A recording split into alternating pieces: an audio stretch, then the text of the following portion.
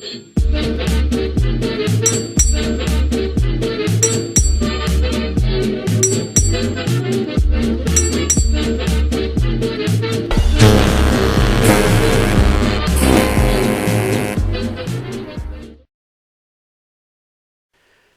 everybody and welcome to Drydock episode 69. Yes, ha, snurk, insert immature jokes here. So just a further update regarding the USA trip. I've received numerous further bits of help, advice, offers of assistance, etc. From various US viewers, which is most welcome, and hopefully I've been in communication with some of you, and hopefully I'll be in communication with the rest of you soon enough. So that I can't necessarily change the days that I'm going. Well, I can't change the days I'm going to be in various places. What I can change is my method of transport, because I've got my flight to and from the States sorted, but the internal flights I hadn't sorted quite yet, specifically because I thought there might be some people with better advice out there on what can and can't be done. So there you go.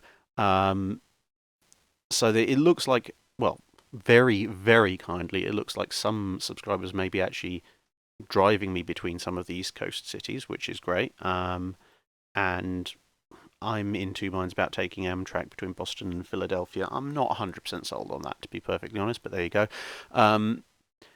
Following the correspondence, which I shall be entering into this week and in the coming week, I will hopefully, by the time we get to Drydock episode 70 next week, I will publish a much more detailed itinerary showing which exact ships I'm going to go to, rough times of arrival at the ships, and what free time, if any, I have after those ship visits.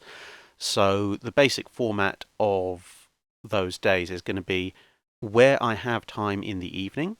I will try and designate a meetup area or meetup place for people if they want to come and have a chat. There will probably, to be fair, be some kind of restaurant or diner, or maybe some local landmark, I don't know, but I'll work those out on a city-by-city basis. And yeah, come and meet me there if you like. And on time, for times where I'm a bit pressed for time in the evening, because let's say I've got to go to the next city, whether that be by train, plane, or automobile, then what I will do instead is I'll mark out a lunch hour or two in the vicinity of the ship or ships that I'm looking at on the day. So, for example, I don't know, let's say I think the USS North Carolina visit is going to be a really short one. I'm basically going to have to whip out of the airport, down, see the ship, and come back out again, I think, if I remember correctly. I haven't got the schedule in front of me, but let's say that for sake of argument that was the case, if that's the really short day. So what I'd do is say, right, I will arrive at, 10 o'clock. I'll be on the ship till, say, 1. Then I'll stop for lunch. So if people want to meet up at lunchtime, fantastic. Say 1 till 3. Finish off the tour of the ship and then head off to the airport. Something along those lines, by example. If I manage to finish the recording aspects on the ship before a lunchtime meetup, then obviously feel free to accompany me around the ship as I pick up other bits and pieces. Hopefully there'll be a nice highlights reel showing all the various people that I meet, assuming that you want to be on the internet, of course, internet famous for the 5 minutes of fame. If you don't want to be, that's absolutely fine as well. And yeah, that's pretty much how I'm going to be advising everyone of how the US trip will go. I will also keep a live feed going either on the YouTube community tab or Twitter, one of the two, just in case people want to know exactly where I am at any given point, when I want you to know, obviously. And yeah, I'm really, really looking forward to it. And the other thing, as I said in the live stream on Ultimate Animal Dreadnoughts that I did earlier this week, just past, there will be a round 2. I'm not sure exactly when. It probably might be towards the end of next year. It might be the following year. It depends how much annual leave I have at work. I'm putting 2 weeks of my annual leave, so that's basically a third of my annual leave just into this trip. But there will be a round 2 of visits to America, which will cover the various cities and museum ships that I haven't been able to visit so far. So that will include things like the Hyder up in Canada, um, Baltimore, Corpus Christi, San Francisco. I can see myself spending the better part of a week in San Francisco, to be perfectly honest. The Great Lakes region, etc., etc. So get your candidacies in now. And with all of that said, let's get on to the actual question and answer part of this video. And today's questions are taken from, again, 3 videos. The video on the Franklin, and its struggle for survival, and the paired video on the Colossus-Majestic class and HMCS Magnificent, as the questions have now reached what I have informally termed Canada Month. So let's get on with those. So, Wellesley Johnson asks, are there any good memoirs from Imperial Japanese Navy personnel?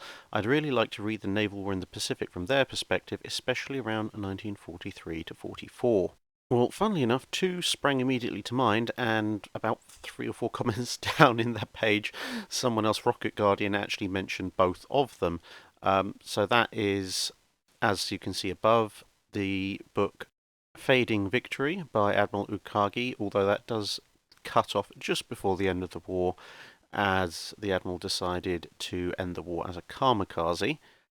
Then the other one you have is just Samurai, exclamation mark. I don't know, does that mean I have to shout it? By one of the Japanese aerial aces. And they're both quite good for decent perspective.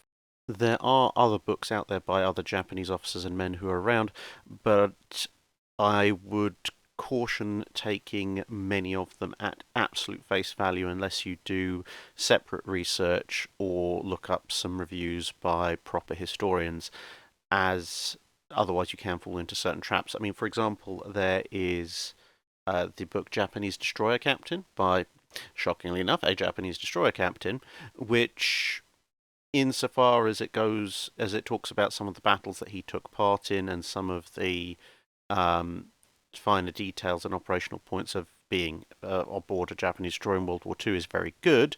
But in terms of the larger campaign within the Pacific, which he also talks about, that part, yeah, let's just say there's some serious questions about that section. I mean, it's kind of like in some ways what you get in some German literature as well, where magically everybody is hyper competent except for the people at the absolute top who obviously aren't around to defend themselves, and then take an awful lot of flack.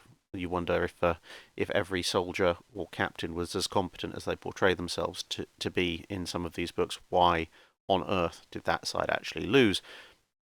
And then, of course, you have Fushida's memoirs, which are a classic example of not checking the facts because, well, at least in the West, apparently the Japanese caught on a little bit sooner, but in the West for a very long time, they were taken as red fact for what happened at a number of the major battles, when in fact it turns out that a lot of it is either a case of exaggeration or blatant lies. So presumably in some form of justification for what happened. I mean, that's where the whole thing about packed carrier decks at Midway came about. It's not actually true, but Fushida was the only Japanese account that until recently the West seemed to have access to for that battle, and obviously until this year the carriers themselves weren't around for inspection either. Prodromos P asks, what is the reason for the Japanese death toll on shipwrecks being so high, in sharp contrast to the Americans being relatively low? So in the context of this being asked on the Franklin video, I presume you're referring to carrier losses. Now, when it comes to that, I don't necessarily think it's precisely a difference between American and Japanese carriers per se. It's more a difference about how they're lost and what kind of damage was inflicted on them that led to that loss. Because when you track through the various carrier losses and their casualty numbers, yes, you do see generally that Japanese carriers seem to go down with an awful lot more of their men aboard than American carriers, but it's not entirely the rule.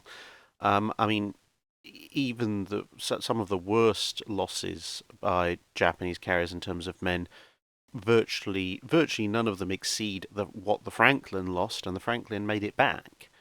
Albeit that something like, say, Shikaku did take more of its men down with it. Now, as far as I can tell, the reason, as I say, seems to be more the damage model. The carriers that had the highest casualty figures, generally speaking, are the carriers whose loss, or in Franklin's case, severe damage, was caused by bomb hits to the carrier's deck, effectively. Basically, bombs coming down from above.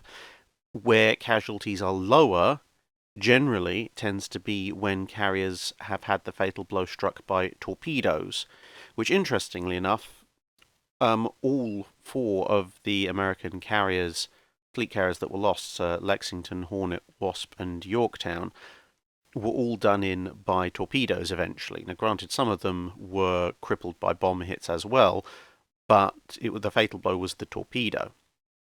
Whereas almost all, not all, but almost all Japanese carriers were put down by aerial bomb hits. Obviously, you've got exceptions. For example, Franklin, although it wasn't lost, its casualties all came as the result of a bomb hit, not a torpedo strike. And I think that's where the key lies, because if you get the kind of catastrophic damage that's capable of putting a ship down from a bomb hit, you generally end up with a massive raging inferno on the flight deck and in the hangars. That in turn obviously kills vast numbers of people who are present at the time there, but it also traps large numbers of people below that level because they can't get up and out of the ship. And you see this actually in the accounts of the crewmen aboard the Franklin, where quite a lot of them are actually trapped below, and the reason that they don't die is because they managed to eventually get the fires under control. But if Franklin had gone down, it would have taken those men with it as well. Whereas ships that were perhaps crippled by bombs but then finished by torpedoes were, by inference, the fact that they needed to be finished by torpedoes from airstrikes shows that those particular bomb hits hadn't induced that kind of raging firestorm. So I think, as a general rule, it is if the fatal hits are scored by bombs causing a raging firestorm above on the flight deck and the hangar deck, you're going to be looking at an awful lot of casualties. Whereas if that doesn't happen, regardless of any bomb hits that don't trigger that kind of damage, if the fatal strike is done by torpedo, it just means that, well, there's statistically fewer men down there and they can go up and out. Whereas if you're trapped in a burning inferno, you can't go through it. David Connor asks a follow-up question to Drydock 58. He says, if the Germans had maintained a fleet in being in Norway with 4 capital ships, multiple 8-inch and 11-inch heavy cruisers, U-boats, destroyers, etc., and an adequate combat air patrol, the Royal Navy would have had to have reinforced the home fleet, probably at a 2-to-1 ratio, since they had about 8 capital ships that could match the speed of the 4 Germans. The air raids on vessels in Norway would have diverted aerial resources from other targets. Where would these resources have come from, and would it have given an advantage to other Axis powers such as the Italians in the Mediterranean? So, if the Germans had managed to pull it off, so we're saying Scharnhorst, Gneisenau, Bismarck, and Tirpitz, all plus, well, the 2 surviving Deutschlands and the Hippers, all up in Norway.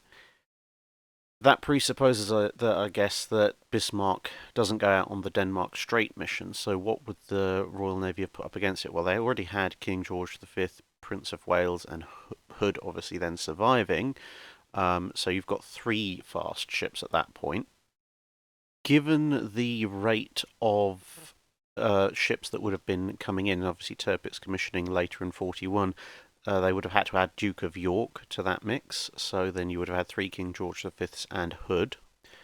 Given the historical use of the various battleships and battle cruisers of the Royal Navy, they may have brought Nelson and or Rodney, probably Rodney, in, albeit that it's a slower ship. But I think initially, if you had the 2 Scharnhorst and the 2 Bismarcks up there, the Royal Navy probably would have initially aimed to oppose them with King George V, Prince of Wales, Duke of York, and Hood, plus carriers, etc.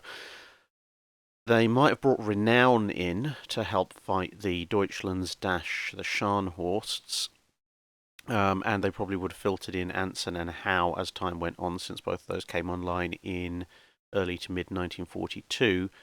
But by that point, I think by the time you get into 42, you're probably looking at American ships showing up as well. For example, Washington was around and active in the Arctic convoys, so you probably would have seen that there. Overall, the naval resources probably wouldn't have affected the other theatres that much. The Mediterranean theatre never really saw a King George V. Okay, so and the same with the Far Eastern theatre until later in the war. So with the Nelsons, Revenges, Queen Elizabeth's floating around in that area, I don't think the Italians would have had much respite, and the strategic bombers needed. Well, there were already efforts to bomb Scharnhorst and Gneisenau in their docks when they were in, well, first in France and then in Germany. So those resources would simply be diverted to Norway. Um, I suspect, given the range, again, there's not really a lot of strategic bombing done by the RAF in 41, 42, etc. in the Mediterranean theatre, so most of those strategic bombers are probably going to be pulled from the aerial offensive against Germany, because that's pretty much the only place where you're going to find aircraft with a range to comfortably reach Norway. So, with that fleet in being probably a slight respite for some of the German cities, as the RF probably pulls a couple of wings of bombers to keep up the pressure on the German fleet in Norway. And initially, you'd probably see Hood renown King George V and Prince of Wales, then joined by Duke of York, then joined by Anson, and probably Washington, maybe North Carolina as well. At which point, Renown's probably going to get detached for other duties. Then Howe comes along. So yeah, you probably would have seen the five King George V's and Hood plus a couple of Americans facing off, which would have tied down a significant number of ships. But it would have been very interesting if that had led to a full-on fleet battle. TG Maker asks a three-part question. What's the difference between the incident on Franklin and Taiho? Two, why did the bombs explode on the Franklin? And three, is there an explanation for how the bomber that hit the Franklin could slip by the US air defences? So, to go in reverse order, I guess, is there an explanation for how the bomber that hit Franklin slipped by the American air defences? Yes, to a degree, but I don't think I can answer that now, partly because a lot of the information that I have regarding it comes from corresponding with a couple of other naval historians who at least one of whom is actively doing research into that topic at the moment. So, given that they are in the middle of doing said research and presumably will want to publish it at some point, I think it's a little bit unfair for me to break privacy and just throw that out there ahead of time. But suffice to say, there are a number of different overlapping reasons that would have contributed to that, and hopefully once that information has been formally published, I will revisit this and bring that to light. In terms of why the bombs exploded on the Franklin, um, the fire was hot enough, the fillings of the bombs were melting and running over the deck. I think that tells you everything you need to know about just what inferno it was. But as far as I can tell, effectively, yeah, there was a lot of liquid explosive around, and obviously, although explosives have different sensitivities, some are much more sensitive to shock rather than heat. Um, in that kind of environment, if something collapses, like say an aircraft because it's burnt out or part of the deck, etc., then that's going to create a shock. And if you've kind of primed everything to be a lot more sensitive because of the fire, even a small drop like that is probably going to set something off, whether that's the detonator or it eventually just gets hot enough for the liquid explosive to spontaneously ignite. And once that happens, then you have obviously the shockwave of an explosion, which tends to set off other bombs, and so on and so forth. So there would be a whole load of different mechanisms as to why various explosives started cooking off. Obviously, primary among them being chain reactions. Once one of them had gone off, it helps the others go off as well. But yeah, when you see phrases like running rivers of burning liquid TNT, I don't think you need that much more explanation as to why things started going boom. Um, Now, lastly, what's the difference between the incident between Franklin and Taiho? Well, damage control is one. Um, I think it's a combination of three things: luck, damage control, and hull design. Luck, in as much as, I mean, obviously Taiho was hit by torpedoes rather than bombs, um, but that meant that on board Taiho, what damage control equipment it did have was largely either damaged, destroyed, or out of power by the shock of the torpedo impact or the fact that various lines had been cut. Now, aboard Franklin, an awful lot of its damage control equipment was initially rendered useless, but because the initial explosion, I mean, that's not talking about the later explosions, but the initial explosion was not quite as great as obviously a full on torpedo strike, and the explosions were distributed, it meant that some of the below decks power generators, etc., were still working, which meant that when you got um, the damage control equipment above decks that had survived up and running, especially around the bow of the ship, it could actually be run. So luck plays a significant part there. I mean, you could think, for example, if the bombs that hit Franklin had one of them had hit slightly further forward and wrecked the forward damage control equipment, then it probably wouldn't have survived because that was vital to the effort.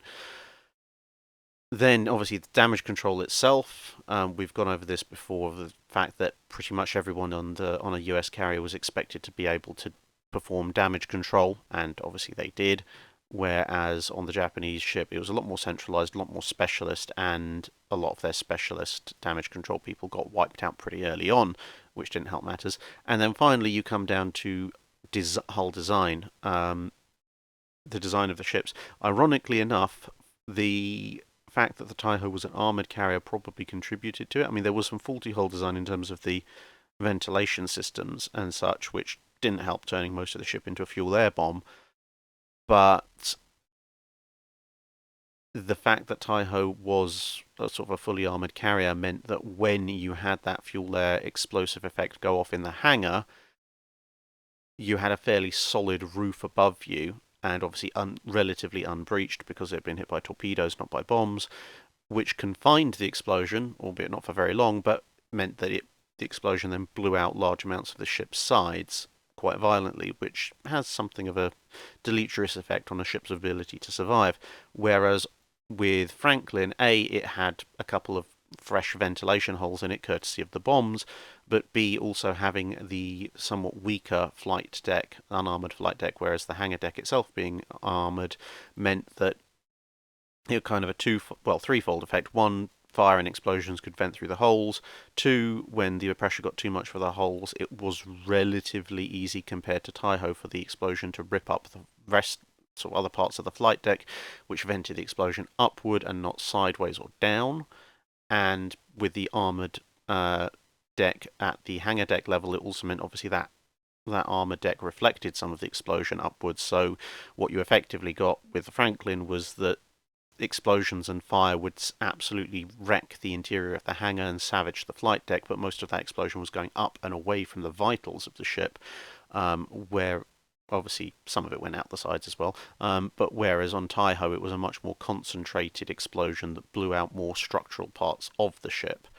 And this kind of is reflective, as I say, of the fact that one's a torpedo strike and one's an airstrike. If you inverted things, then if you had, I can't think exactly why, because most of the explosives and fuels above on the hangar deck, but if Franklin had been hit by the kind of torpedo strike that Taiho was hit with, if there had been some kind of large internal explosion, then the armoured hangar deck would have reflected that downwards for a while until it breached, which would have wrecked the Franklin more. Whereas with Taiho, if it had been bombed by the same kind of bombs, it's entirely possible its armoured flight deck would have rejected the bombs entirely, or at least made them detonate on the surface, so you wouldn't have had the raging inferno in the hangars.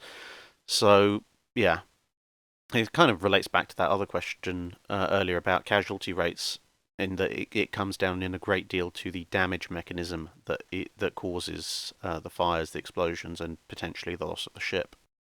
Night Heron Production asks, had there been better military preparation and resources available, could the British have put up more of a fight or even outright repelled the Japanese invasion of Thailand and Malaya during the initial period of December 41 to March 42, and what would force said with proper air cover carrier escort have been able to achieve in reality?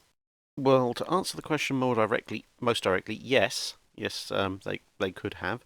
Um, a lot of it, ironically enough, much as it sounds a little bit cliche, but blame Hitler.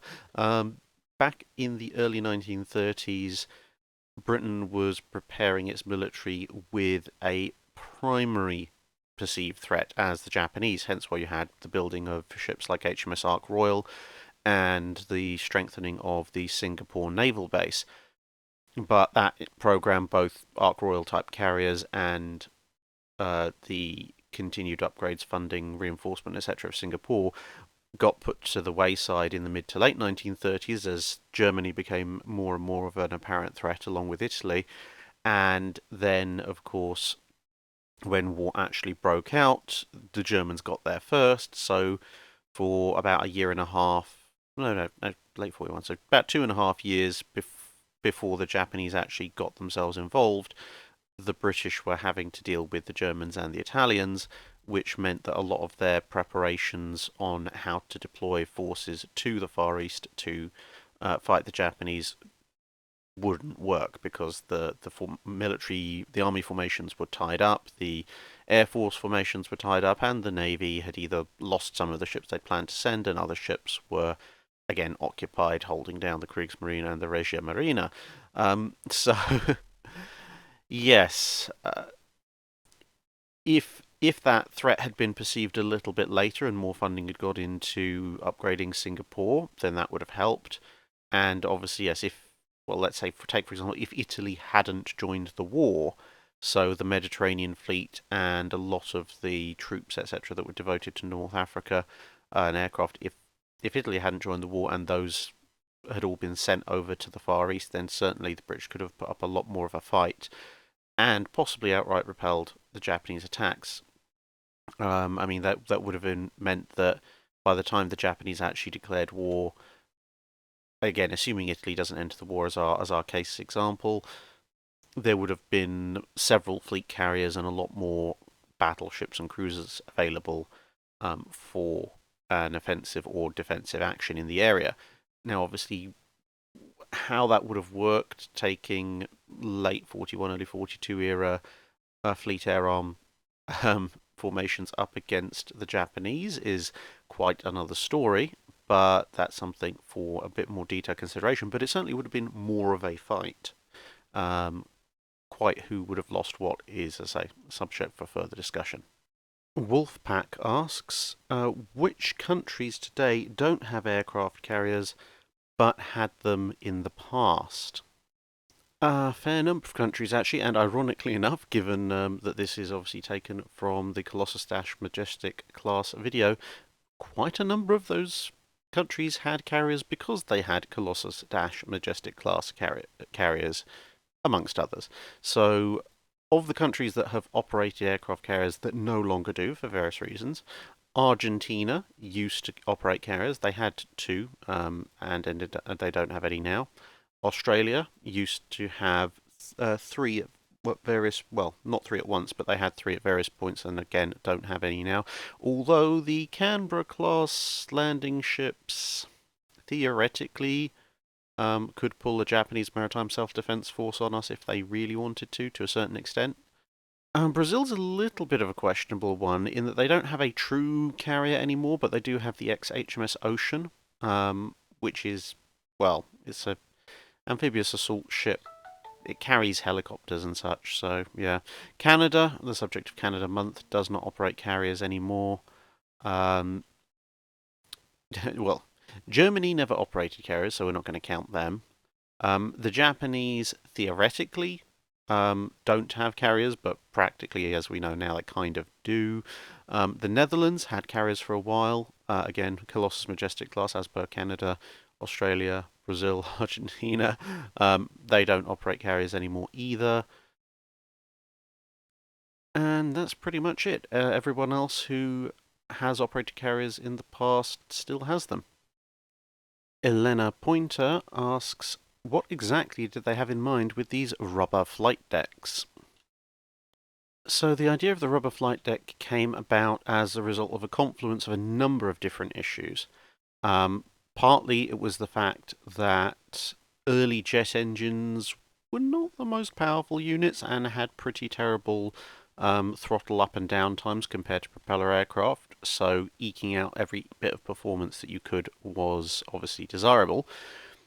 Secondly was the fact that aircraft weights were going and sizes were going up and up and up, which obviously contributed to the first factor. But also there was the fact that to strengthen an aircraft's landing gear to survive carrier deck landings meant making the gear heavier and stronger than you would for land-based aircraft, and all in all that meant that aircraft that were used in carrier operations had effectively these gigantic dead weights. They took up space, they took up weight, and therefore made the aircraft much less efficient. And at the end of the day, you only need your landing gear for takeoff and landing. It's useless to you whilst you're in the air.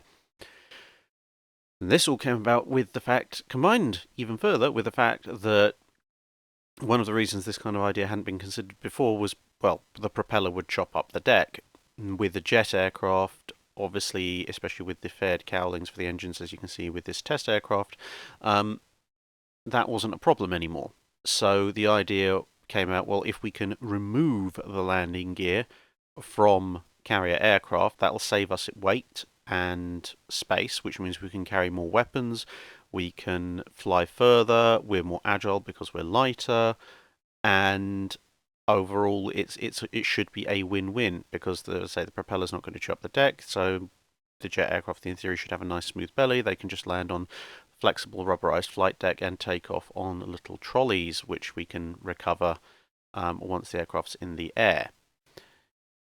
It didn't work in the end, partly because of the ever-escalating weight. There was a very, very small margin wherein aircraft weights were heavy enough to justify this effort, but not heavy enough as to just make the whole thing moot, and the aircraft rapidly passed that. And also, it takes a fair bit of skill. I mean, landing on an aircraft carrier is quite a skillful process to start with, but landing on a rubberized flight deck with your wings pretty much near enough straight and level is a considerably taller ask than landing on an aircraft carrier flight deck, which, bear in mind, is going to be moving around with landing gear that have suspension and shock absorbers that can correct for minor variations in angle. Pencil Pauly asks, do you have any information about Exercise Mariner? There is some information available, but surprisingly, that, as far as I can tell, no one's actually published any kind of major book or work about it. There's numerous different accounts from people who took part, sort of crew stories and such, scattered all over the place.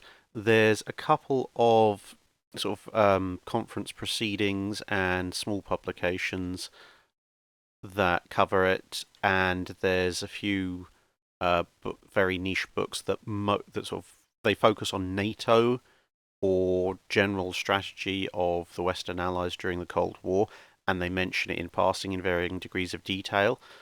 There is there are references within those to documents which could provide a lot more detail, such as we know that there's a 1953 memorandum from the Supreme Commander of the Atlantic that at the time sending in a message to Admiral Carney of the US Navy, who was the Chief of Naval Operations at the time, going into a lot more detail about Exercise Mariner. But basically, if you want to know substantial information, you're going to have to piece together crew stories, various little internal armed forces press releases, some of these proceedings articles, and then look into the references for items like that, the various memorandums, and request them from historical archives held by various navies, assuming, of course, that they're not still classified. Unlimited X53 asks, in which situations would main and secondary guns be manned in rough weather in World War II times? Would there be full 24/7 crew, or would they only be manned in emergency situations? and how would this be handled with exposed mounts? So you definitely wouldn't man these kinds of guns 24/7. Whether or not they're manned at all would depend on what action status the ship was at. So if they're expecting attack, or obviously if they're being attacked, generally you would man them. With the exception, obviously, if you're in a main battery gun duel, you wouldn't man your exposed anti-aircraft mounts and such, because that's just asking for people to get killed to no real purpose. So yeah, it depends on your action station. If you're expecting aerial attack or destroyer attack, for example, you would man them. It would also depend on what kind of mounting you've got. So if, for example, you've got fully enclosed mounting like the twin 5-inch 38s, so beloved of almost every American ship of the Second World War, you could put people in there whenever you felt even so much as slightly threatened, because it's enclosed. It may not be the warmest of places, but at least it'll be relatively dry. Whereas if, as per this picture, you're talking about maybe a quad 40mm pom-pom gun, yeah, that's a little bit exposed, so you don't want to put people out there too much. Again, depending on weather. And that's not just the sea state, that's also temperature and location. So if you're out in the North Sea or the Arctic Ocean, for example, you wouldn't send people out there unless pretty much you knew the Luftwaffe was coming in the next 5 minutes because, well, temperature. Whereas if you're in the Mediterranean or the Far East, you might want to be out there a lot more. And obviously, the higher up the mount is, the safer it is from spray, etc. So you can probably keep people out there in worse weathers than you could, say, for some of the mountings that are mounted to the ship's bow. I mean, it's a good way of losing people, to be honest. If you've got some of the 20 and 40mm guns that are fetched up on various battleships' bows, and you're ploughing at high speed through the ocean, definitely don't want to be anywhere near there. The main guns you could man in almost any condition, to be honest. They're big, nice armoured rooms, so they're going to be relatively watertight, and that's why quite often you see the main guns, amongst other reasons, you see the main guns turned away from heavy seas, because it allows you to keep those guns manned and active at pretty much any time. Tyler Spalsbury asks, for the long term, say 100+ years survival of a museum ship, is a dry berth a requirement? And what is the advantage, if any, of keeping ships in the water? Well, as with most things, it generally comes down to money. If you're going to be preserving a 100+-year-old ship, I'd say a dry berth is probably preferable. Apart from anything else, it just means the funding that is available goes a lot further, because you don't have to constantly worry about sinking, rust, etc., etc. That's especially more important, actually, now that we're getting into the era where steel ships can be 100+ years old, because steel is a lot more susceptible to corrosion than iron, which in turn is more susceptible to corrosion than wood, although obviously wood can rot. So yeah, dry berth is generally much more preferable, because, as I say, it eliminates that aspect of things and makes preservation efforts a lot easier, not least apart from the lack of water, therefore not eating into the ship's structure. It also means that it's very easy to access all parts of the ship, including the exterior, for preservation work, and a lot easier to keep an eye on possible deterioration, as you can see with the SS Great Britain here. Now, in terms of an advantage of keeping the ships in the water, there is one major advantage to keeping ships in the water, which is that ships, shockingly, are designed to float in the water, and therefore their structure is designed to be supported by an entirely supporting body of water. If you take it out into a dry berth, because ships move eventually, if nothing else, you will find that you have to construct a very complex cradle to support the ship if you want to support it long term without the ship sagging in between. Now, this is an issue that is currently facing HMS Victory, which they're taking measures to address by increasing the number of props and distributing the load. But when they did examinations of it relatively recently, they actually found that with the relatively few larger props that had historically been used to hold the ship up, although that works for general dry docking operations, it doesn't work out so well for long-term storage. because especially with a wooden ship, the ship gradually tends to just sink and compress between the frames. So more frames need to be introduced. Obviously, with iron and steel ships, it's slightly less of a concern, but still good practice. So ultimately, at the end of the day, if you're going to have enough money to maintain the ship regularly and inspect it and hopefully keep it moving at times, such as, say, the USS Constitution, then overall it's probably slightly better to keep it in the water. But if you know that you're not going to have that kind of money or time to devote to preserving the ship, then it's much, much better off having the ship in a dry berth, as the Great Britain, the Victory, etc., etc. are. Now on to Patreon questions. Lewis Mazgul asks, favourite naval architect for the period 1850 to 1950 for each of the following: UK, USA, France, Germany, Russia, Japan, Italy, and everyone else. Don't ask for much. Well, I think for the UK, I have to go with Sir Philip Watts. Not only did he design a whole range of rather interesting looking cruisers in the late 19th century, but he's also the man who gave us HMS Dreadnought and the Queen Elizabeth class. And with a resume like that, as Director of Naval Construction during most of the naval arms race running up to World War One, yeah, you got to give him a lot of credit. For the US Navy, I think I have to go with another Watt, Richard Morgan Watt, who was the chief constructor in the first half of the 1910s, and so is responsible for the Nevada class, or First All or Nothing, and First of the Standards, and also responsible for, as you probably picked up by now, one of my personal favourites for American ship designs, the New Mexico class. So he is definitely going to get the top spot for me there. For France, it's a close one. I mean, Émile Bertin is obviously going to be up there, but I think his role model, Henri Depuy-Dulhomme, takes the top spot at that point for me, partly because, well, Bertin was an advocate of the Jeune École, which I think was a bit of a dead end, but also Dulhomme is responsible for, well, I won't talk about Le Gaulois so much, but he was responsible for the Napoleon, which was a rather wonderful looking steam battleship, and he came up with some really interesting ironclads in the early ironclad era.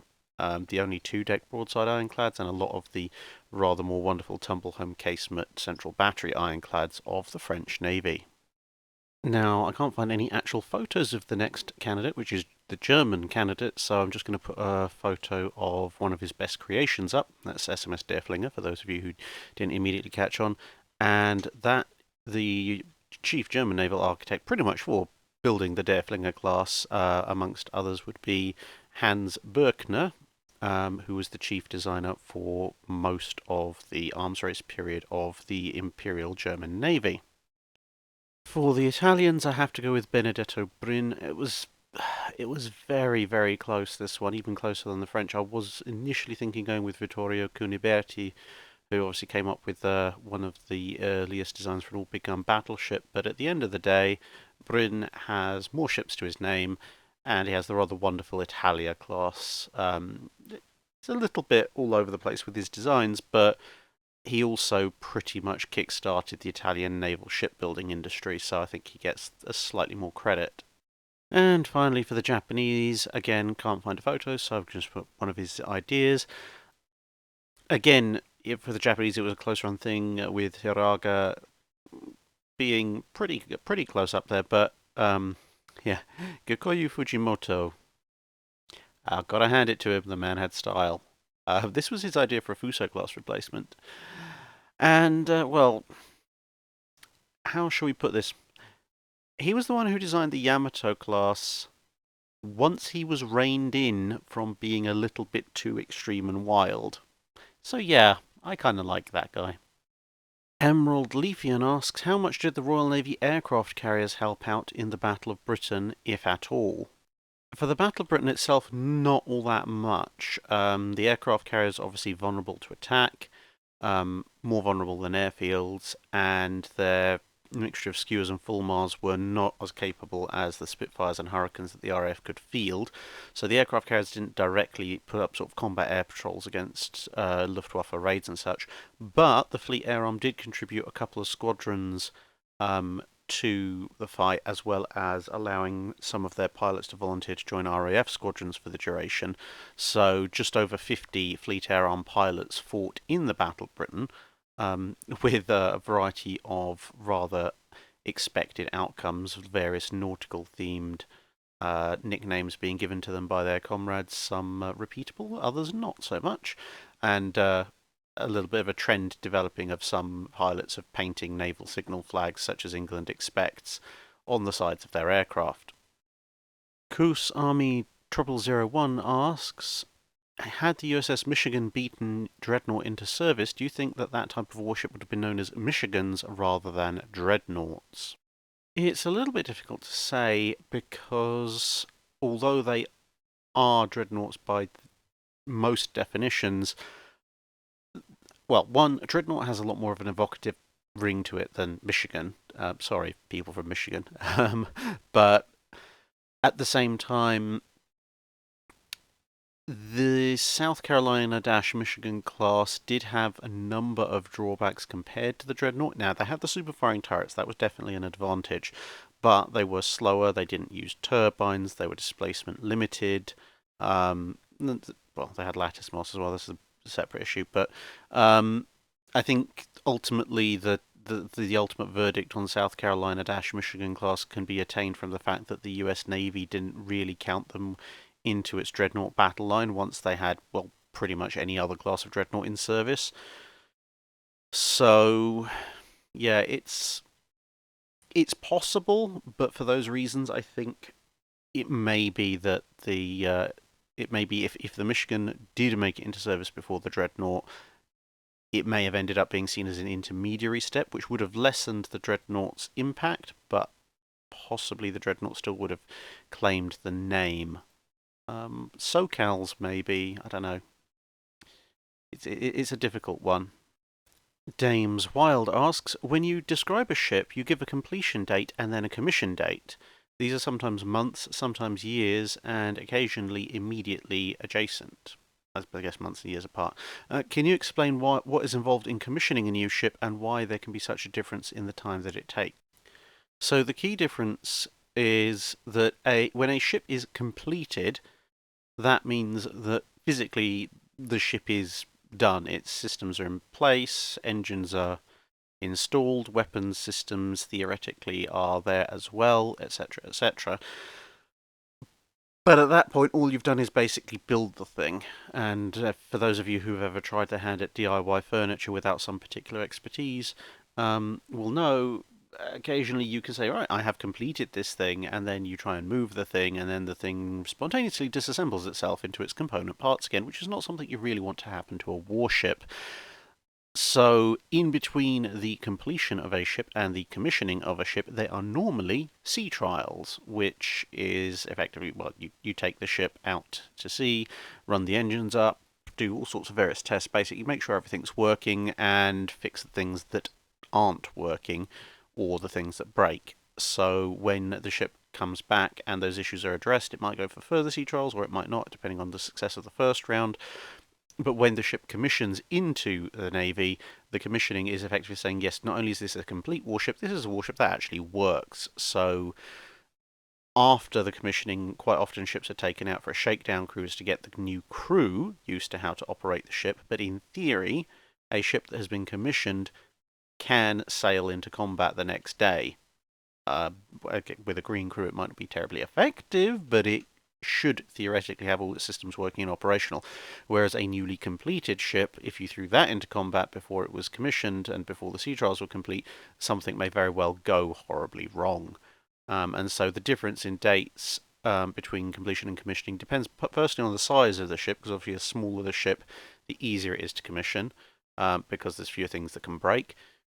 Also depends on where the ship sits within its class. First of the class usually take a lot longer to commission than sort of 5th, 6th, or 24th down the class line, where most of the issues have been worked out. pressure on the Navy to get ships in service also factors in, because, well, if they're desperate for the ships, they'll do a minimum of sea trials, if any, and just sling the thing into service and try and work things out afterwards. Whereas in peacetime, they can take their time a little bit more. And then obviously, if anything goes wrong in the sea trials, that could necessitate anything up to partial reconstruction, which would delay the commissioning there as well. George Armatus asks, was it legal for merchants to be armed in World War One? He goes on to explain in his question this is because of various discussions around the Germans' use of unrestricted submarine warfare that usually include some element of the argument that, well, the British were illegally arming their merchant ships. So it's a rather fine legal point, but the short answer is no, it wasn't illegal to arm merchant ships per se. A merchant ship could, under their various Hague Conventions, be given weaponry. The thing was that merchant ships were entitled to certain protections, such as if they were suspected of being enemy merchant ships, then you had to stop them, inspect them, and seize them. You weren't allowed to sink them unless they were carrying contraband of war, which was a term that covered all sorts of things. I mean, there's the more obvious stuff like guns and shells and such, and the less obvious things like saltpeter and various other chemicals that could be ingredients for explosives. So if you found the contraband, then you could sink the ship, but even then you had to inspect the vessel. So that was a protection for merchant ship. You couldn't just outright turn up and blow it out of the water. You had to inspect it. If it didn't carry contraband of war, then you either had to you could capture it under prize rules, or you'd just have to send it on. If it was carrying contraband of war, then you could sink it, but you had to let the crew off. Now, if you start arming merchant ships, you start putting guns on them, then technically the only legal way in the Hague Convention to do so is to make them warships. And warships do not have the same kind of protections as merchant ships do against attack. So, I mean, for obvious reasons, in wartime you can't be expected to just go, oh, well, hello, enemy warship, I wish to come alongside and inspect you, and I won't sink you unless you're carrying contraband of war. That's obviously absurd. So warships could be attacked at any point, and this is where the sort of the wrangling goes on, because by arming a merchant ship, the legal question then becomes, have you turned that ship into a warship? Because if you have, it can be sunk at will, as per the Germans' use of unrestricted submarine warfare, because you could argue it's technically a warship, and warships aren't entitled to any notification of attack. But if it's not been turned into a warship, if you argue that the guns are defensive only in nature and it's not engaged in active prosecution of hostile action, then in theory it's the same as any other merchant ship. But then, of course, if a U-boat surfaces, as they did quite often in World War One, in order to inspect a ship, then obviously the ship would defend itself against the U-boat, which the U-boat is at a disadvantage against. Now, the interesting thing is that as a neutral country, the United States actually found itself in a bit of a pickle when armed British merchant ships showed up in their ports, but eventually they came to an understanding, at least, I say, in the US, that there wasn't anything in international law that prohibited the arming of prohibited the arming of merchant ships for defensive purposes only, as long as, in the US view, they carried no more than 4 guns of a caliber no greater than 6 inches. But now it's useful as a US view, but obviously it's the US's view, and almost every other country had different views. The reason there wasn't anything specific in international law about that particular circumstance was because no one could agree the last time they'd all met to discuss it. So yeah, it's a bit of an open question. Obviously, according to Germany, it's in their interest to declare it illegal. It's in the British interest to declare it legal. Hence why I reference the United States as a neutral third party in the first half of the First World War. So yeah, it basically depends on which legal viewpoint you're coming from. You can make an argument either way, because everyone's interpretation of what is and isn't a reasonable defensive armament, and whether or not merchant ships are allowed at all, is going to vary. Matt Blom asks, I recently completed the book Britannia's Navy on the West Coast of North America, 1812 to 1914, and one note in the book mentions that Hawaii was offered by the natives to the British, yet they turned it down. Regardless of if that occurred or not, why did the British never assume or seize such an obvious strategic naval base which could assist in countering US expansionism in the Pacific and not take the islands even by force if necessary? Now, this is a rather interesting question. It's a relatively little known part of Hawaiian history that from around about the time of their discovery in the late 1700s through to the end of the 1800s, Hawaii was very much more under British influence and control than it was American.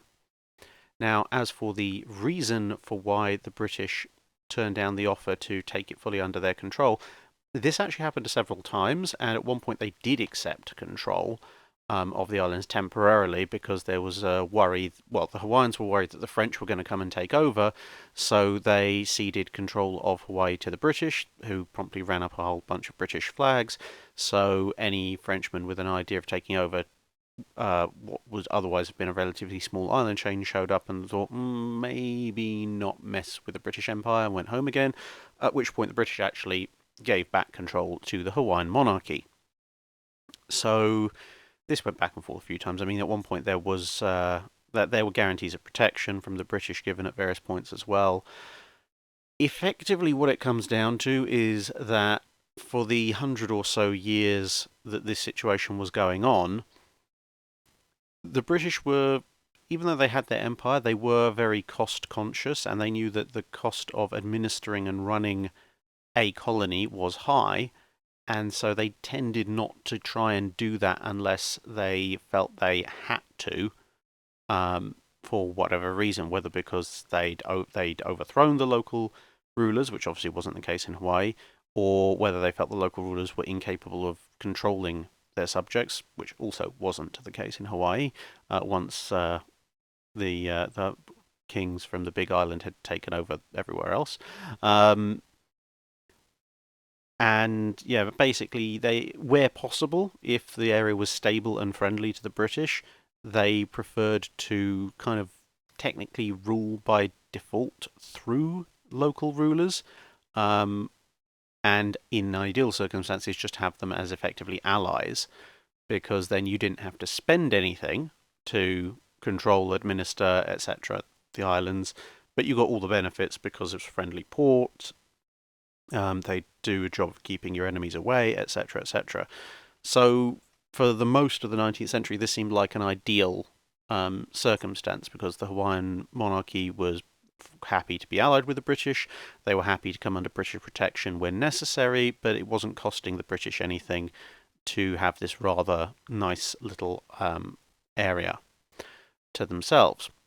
What happened towards the end of the 1800s, i.e., the 19th century, was American, shall we say, quote unquote, investors dash expansionists dash colonizers showed up. They started renting out the now famous Pearl Harbor, and they gradually built up their commercial and physical power on the islands until they felt able to impose themselves and their effective de facto rule suddenly on, well, near enough suddenly on the Hawaiian monarchy, who then found themselves not in a position to do much because they were effectively held hostage by the so-called bayonet constitution, at which point they very rapidly moved to just taking over the entire island. So it was kind of something that just happened almost out of the blue, and by the time anyone had any idea what was clearly going on over in the UK, it was too late to do anything without coming over there and engaging in a bunch of gunboat diplomacy, which, to be fair, probably would have worked in the local aspect of freeing Hawaii. I'm pretty sure the Hawaiian monarchy and the locals would have been quite happy to see a bunch of people who'd effectively held them at gunpoint shoved off. The problem there would have then been that that would have involved a big diplomatic confrontation with the United States, which the British just weren't interested in at the time. And so, given the circumstances as things stood then, they just felt, well, I guess it's fait accompli. I suppose if you've given them a time-traveling crystal ball and shown them just how important Hawaii would be in the future, that may have resulted in a very different set of circumstances. But there you go. So that brings us to the end of the Q&A section of the Drydock for this week. The eagle-eyed amongst you, however, will have noticed that the video still has about 5 to 6 minutes more runtime.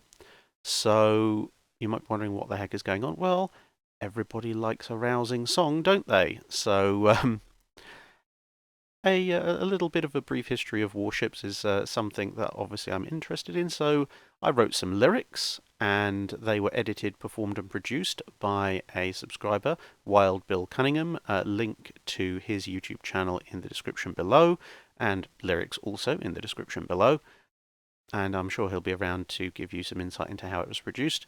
But anyway, so yes, lyrics by me, everything else by him. And I present you to the tune of Battle Hymn of the Republic, a brief history of warships. And if everyone enjoys it enough, I might release it as a standalone video-music track for you to download. Let us know in the comments what you think.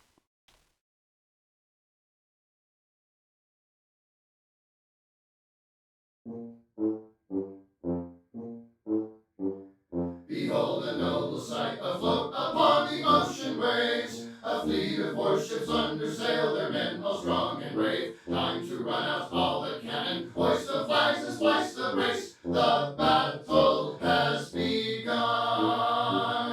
Closer, closer, open fire. Closer, closer, open fire. Closer, closer, open fire. Reform that battle line. If you want to capture shipping, then you need to come with us. We have all the weapons, cannons, swords, and even blunderbuss. You could try now to resist us, but it's not worth all the fuss. Oh look, we have a prize. Prizes, prizes, loads of money. Prizes, prizes, loads of money. Prizes, prizes, loads of money. Our fleet grows once again. Wooden walls replaced with iron, then the iron with the steel. Sails are gone, now steam engines, though we don't like the paddle wheel. Breech load cannons, turrets, and casemates, though I cannot help but feel some flash doors would be nice.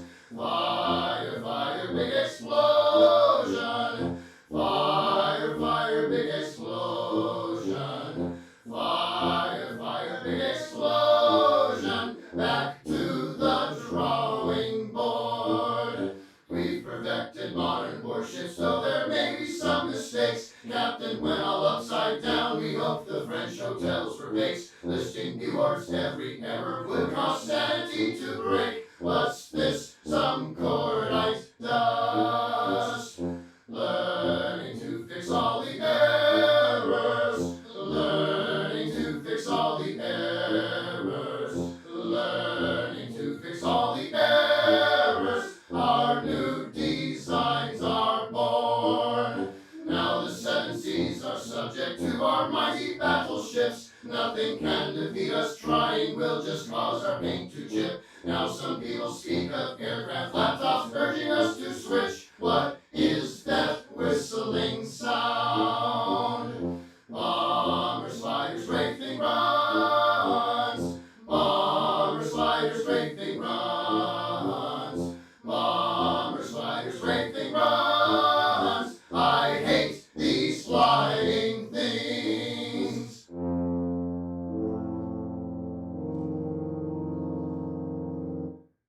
It turns out that the future is more boring than we thought. Carriers, subs, and missiles, these are now the weapons sought. The days of guns are over, all our hulls for scrap were bought. But now